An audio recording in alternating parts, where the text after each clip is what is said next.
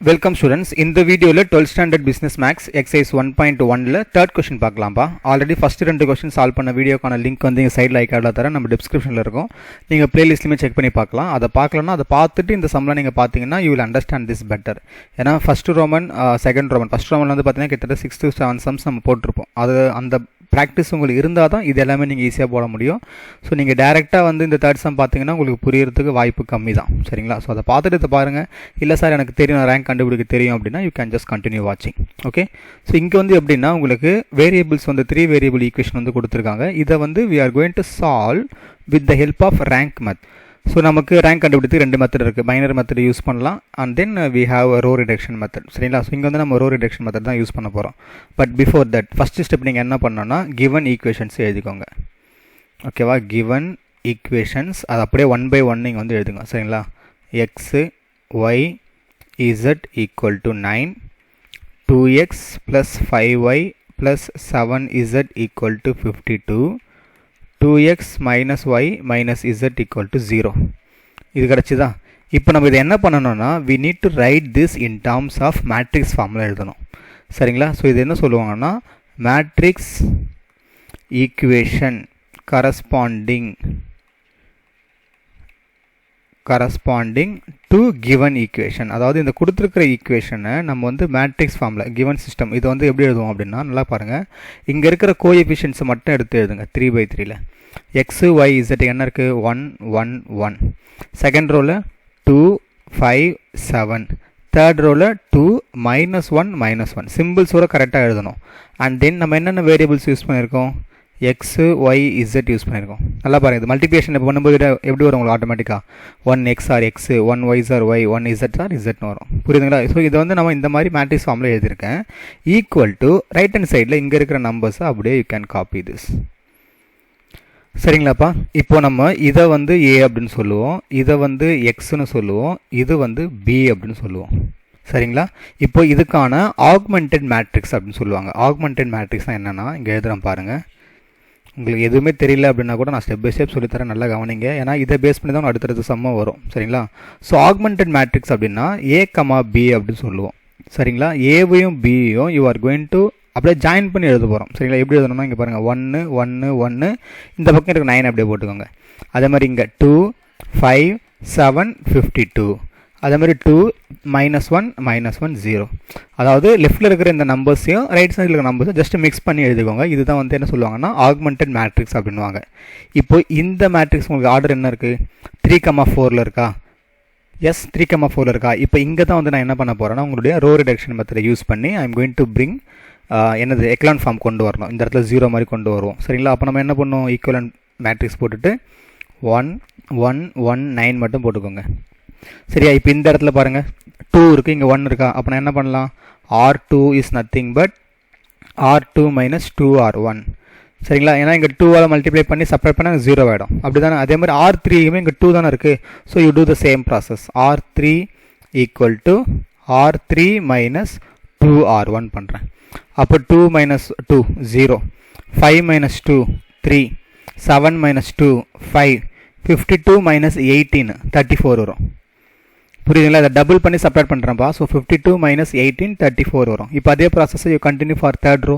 2 - 1 0, -1 - 2ன்னு வரும். சொல்கிறது இந்த இடத்துல புரியுதுங்களா என்ன வரும் சொல்லிட்டு? -1 மைனஸ் இங்கே என்ன வரும் உங்களுக்கு? -2ன்னு வருமா? இது வந்து ப்ளஸ்ஸுப்பா. இது வந்து ப்ளஸ் வரும் நினைக்கிறேன். கொஞ்சம் செக் பண்ணிக்கோங்க. ஓகேப்பா, இது வந்து சேஞ்ச் பண்ணிக்கோங்க. இங்கே ஆக்சுவலாக வந்து இது +1ன்னு வரும் கொஸ்டினில். சரிங்களா? அப்போ இது வந்து +1, ஸோ இது வந்து +1. ஓகே, உங்களுக்கு வேரியேஷன் தெரியும். ஏன்னா நான் தமிழ் மீடியம் நான் எடுத்திருக்கேன், அதனால் எனக்கு ஞாபகம் இருக்குது. ஸோ இது வந்து +1 மாற்றிக்கோங்க. இது வந்து +1 இந்த இடத்துல. சரிங்களா? ஸோ 1 - 2 என்ன வரும்? -1 வரும். -1 அகெயின் இங்கே ஒரு -2 வருமா? So it is going to be -3. 0 - 18 -18ன்னு வரும். சரிங்களா? அந்த தேர்ட் ரோமனில் ஒய்யுடைய கோஎஃபிஷியன்ட் வந்து +1, அதை மாற்றிக்கோங்க. சரிங்களா? அது வந்து கொஸ்டின் வந்து ராங்காக இருக்குது. ஓகே, நெக்ஸ்ட் இப்போது இது வரைக்கும் ஓகே. இப்போ அடுத்து நம்ம என்ன பண்ணலாம்? இந்த இடத்துல நம்ம 0 கொண்டு வந்துட்டோமா? You can continue the process. இங்கேயுமே 0 கொண்டு வரதுக்கு ட்ரை பண்ணுங்கள். இங்கே இந்த -1. இப்போ -1 R3க்கு பார்க்கும்பொழுது நீங்கள் R1 கூட கம்பேர் பண்ணக்கூடாது, R2 கூட தான் கம்பேர் பண்ணணும். சரிங்களா? அப்போ எப்படி எழுதுவீங்கன்னா you don't disturb your first 2 rows. அப்படியே காப்பி பண்ணிக்கோங்க. 1 1 1 9 0 3 5 34. புரியுதுங்களா? ஃபஸ்ட்டு 2 ரோ அப்படியே வச்சுக்கோங்க. இப்போ நீங்கள் என்ன பண்ணலான்னா R3-ஐ இங்கே -1 இருக்கா, இங்கே 3 இருக்கா, அப்போ இதை நான் 3ஆல் மல்டிப்ளை பண்ணிவிட்டு ஆட் பண்ணாலே போதும். அப்படி தானே? அப்போ எப்படி எழுதணும் நம்ம? 3R3 + R2 அப்படின்னு போடுறேன். அப்போ இது 0 ஆகிடும், இதுவும் உங்களுக்கு 0 ஆகிடும். 3ஆல் மல்டிப்ளை பண்ணுங்கள். -9 -9 + 5 -4 3 18 சார் என்ன வரும்? 54 வருமா? 24 ஸோ 34. அப்போ 54 34 சப்ராக்ட் பண்ணினா 20 வரும். கிரேட்டர் நம்பர் சிம்பிள் மைனஸ் வரும். ஸோ -20. இல்லை நம்ம போட்டு காட்டமாப்பா. 34 + 3 டைம்ஸ் -18 34 - 54 வரும். ஸோ இது -20. புரிஞ்சுதா? இப்போ நம்ம இந்த மாதிரி எல் ஷேப்பில் வந்து நம்ம 0 கொண்டு வந்துட்டோம். இப்போ நீங்கள் மறுபடியும் இங்கே 0 கொண்டு வர முடியுமா அப்படின்னு கேட்டிங்கன்னா முடியாது. ஏன் அப்படின்னா இப்போ நீங்கள் எதாவது ட்ரை பண்ணி வச்சிங்களேன், உங்களுக்கு இங்கே இருக்கிற 0வும் போயிடும். சொல்கிறது புரியுதுங்களா? இங்கே இருக்கிற இந்த 0வும் போயிடும். இந்த 3க்கு கூட நீங்கள் என்ன ஆப்ரேஷன் அப்ளை பண்ணுறீங்களோ அது இந்த இடத்துல வந்துடும். ஸோ நான்-0 ஆகிடும். So you can stop with this. இங்கே நமக்கு உங்களுடைய ரோ ரிடக்ஷன் ப்ராசஸ் வந்து முடிஞ்சிடுச்சு. சரிங்களா? இப்போது நீங்கள் நல்லா கவனிங்க. இந்த ஃபஸ்ட்டு 3 ரோ வரைக்கும் இது வந்து என்னது? ஏ. இது ஃபுல்லாக தான் வந்து உங்களுடைய ஆக்மெண்டட் மேட்ரிக்ஸ். அப்போது நீங்கள் இதில் எப்படி எழுதலாம்னா, நவ் ஏ உடைய மேட்ரிக்ஸ் மட்டும் எப்படி எழுதுவீங்க? நீங்கள் ஃபஸ்ட்டு 3 மட்டும் எழுதுங்க. 1 1 1 0 3 5 0 0 -4. அப்போது இதுக்கான ரேங்க் என்ன வருது உங்களுக்கு? என்னப்போ வருது? இதோட ரேங்க்னு என்னது? நான்-0 ரோஸ் எத்தனை இருக்குது? 3 இருக்குது. ஸோ இதோட ரேங்க் வந்து உங்களுக்கு 3. அதே மாதிரி row of A comma b, rho of A comma b உங்களுக்கு என்ன வரும்? இதுலேயே ரேங்க் என்ன வருது? இந்த பெரிய மேட்ரிக்ஸ் உங்களுக்கு ரேங்க்கு அதுவுமே 3 தான் வருது. சரிங்களா? அப்போ நீங்கள் என்ன எழுதணும்னா, இந்த இடத்துல ரெண்டுமே ஈக்குவலாக இருக்குது. அதாவது rho of a is equal to rho of A comma b equal to 3 அப்படின்னு அர்த்தம். ஸோ 3 அப்படின்னா என்னென்னா உங்களுக்கு 3 வேரியபிள்ஸ் வந்து வேல்யூஸ் கிடைக்கும் அப்படின்னு அர்த்தம். So 3 which is equal to number of unknowns x y z. இந்த மாதிரி ரோ ஆஃப் ஏவும் ரோ ஆஃப் ஏ கமா பியும் உங்களுக்கு 3 ஈக்குவலாக வந்தது அப்படின்னா நீங்கள் என்ன எழுதணும்? Given system is consistent.